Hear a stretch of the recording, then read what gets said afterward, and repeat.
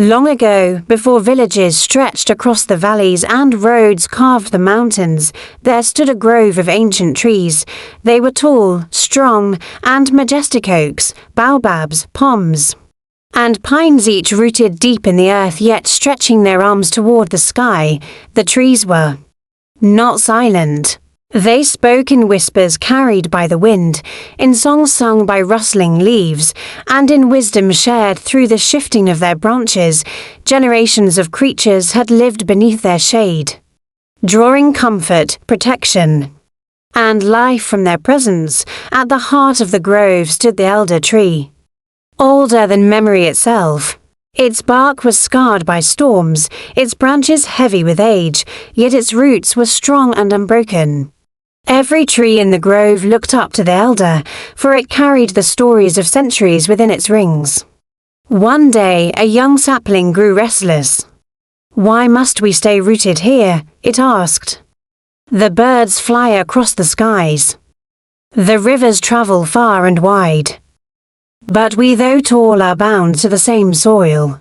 I long to move, to see the world." The elder tree swayed gently and replied, "My child, though we do not walk, we travel deeper than you know. Our roots stretch unseen, touching rivers underground. Our leaves rise into the clouds, drinking the sunlight that has traveled from the heavens. We speak with the wind, carry messages through pollen, and hold the earth together so that life may flourish.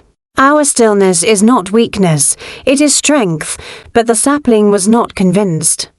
Days turned to years, and still it envied the freedom of the birds and rivers.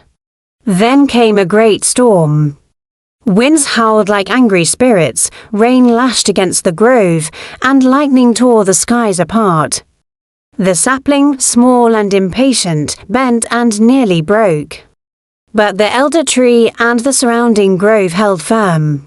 Their roots intertwined beneath the soil, forming a web of strength.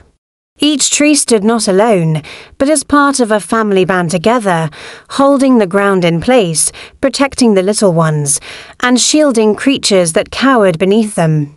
When the storm passed, the grove was battered but still standing.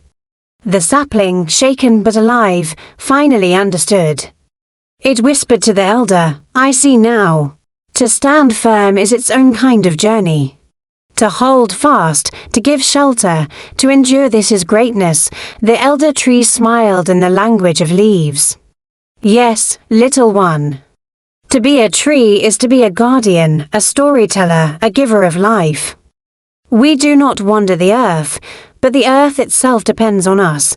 And so the sapling grew, no longer restless, but proud of its roots. It stretched its branches wide, singing with the wind, carrying the story of endurance, unity, and quiet strength. Moral of the story: true strength is not always in moving from place to place, but in standing firm, enduring trials, and giving life to others. Like trees, we can root ourselves in purpose, grow steadily, and become a source of shade, hope, and inspiration for those around us.